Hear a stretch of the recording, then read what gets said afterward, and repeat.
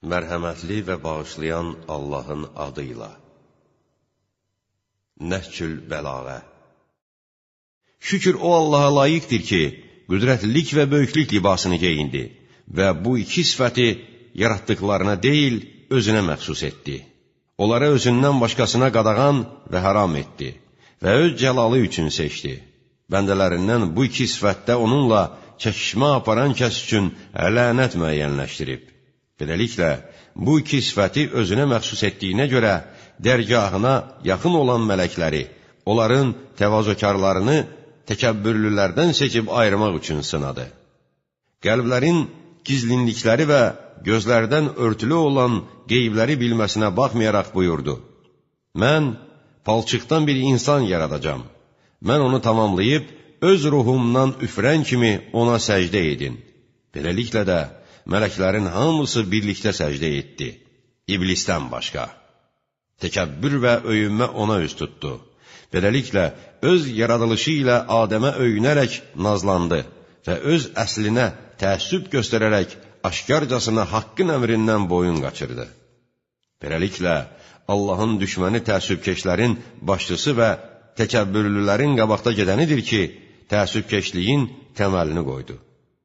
Allahla əzəmət və böyüklüyündə çəkişdi, izzət və ucalıq libası geyindi.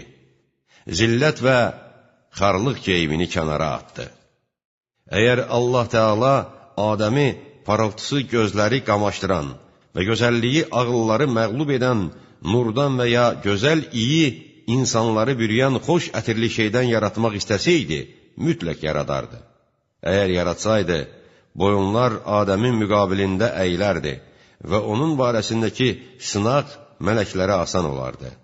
Lakin, eyb və nöqsan sifətlərdən pak və uzaq olan Allah yaratdıqlarını fərqləndirmək və ayırmaq, təkəbbür və itaətsizliyi aradan qaldırmaq və özünü bəyənmək xüsusiyyətini onlardan uzaqlaşdırmaq üçün əsl və səbəbini bilmədikləri bəzi şeylərlə imtihan edir. Buna görə də Allahın şeytan barəsindəki işindən ibrət götürün ki, onun uzun müddətli ibadət və bəndəliyini, çoxlu səy və təlaşını təkəbbür və itaatsizliyi heç və puç etdi. Halbuki o Allaha 6000 il ibadət etmişdi ki, onun dünya yoxsa axirət illərindən olması məlum deyil. Bir saatlıq təkəbbürlülük və itaatsizliyə görə. Belə isə, kim şeytandan sonra onun günahı kimi bir günah etməklə Allahın əzabından amanda qala bilər? Əsla! Eyb və nöqsan sifətlərdən pak və uzaq olan Allah heç vaxt heç bir insanı, səbəbindən bir mələyi cənnətdən çıxardığı işlə ora daxil etməyəcək. Allahın göy əhli və yer əhli barəsindəki hökmü birdir. Onunla yaratdıqlarının heç biri arasında onun yaranmışlara haram edib ancaq özünə məxsus etdiyi şeyi rəva bilmək barəsində icazənamə yoxdur. Odur ki, ey Allahın bəndələri, Allahın düşməninin sizi öz dərdinə düçar etməsindən, sözləri ilə sizi saxlayaraq narahat etməsindən və qoşununun atlı və ya piyadalarını sizin ətrafınıza toplaşmasından qorxun. Canıma and olsun ki, o, kamanının yayına sizin üçün şər oxu qoyub və sizi nişan alaraq onu bərk özünə tərəf çəkib.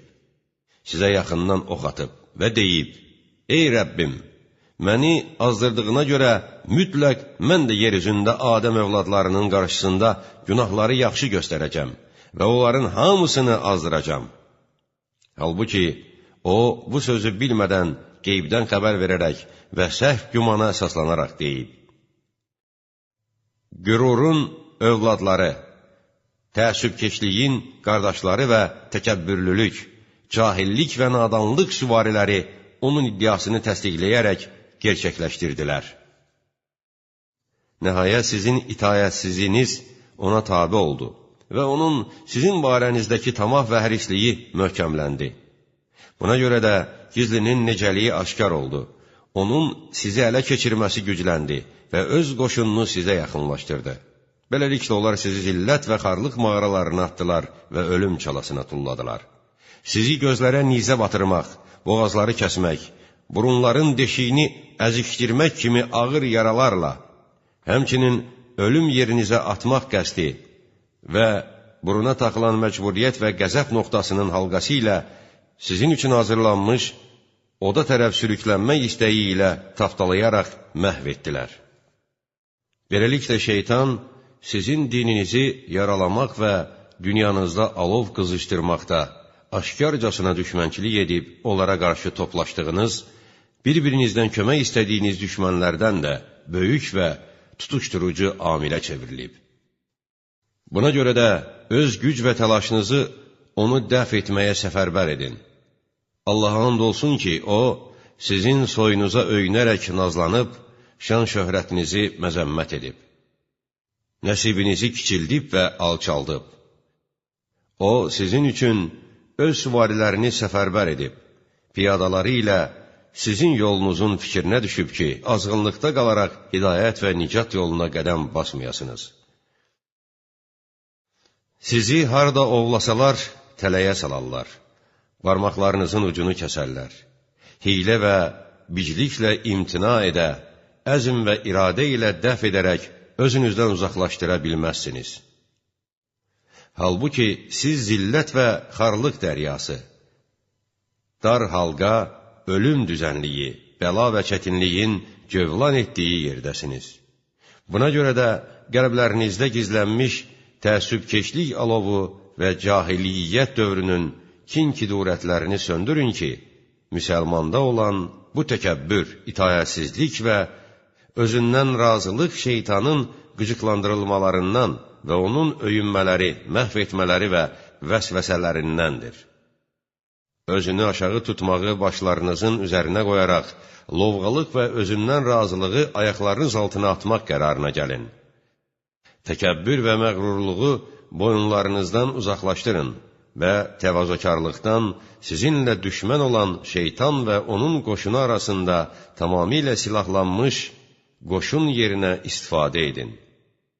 Çünki onun hər bir millətdən qoşunları, yardımçıları, atlı və piyadaları vardır.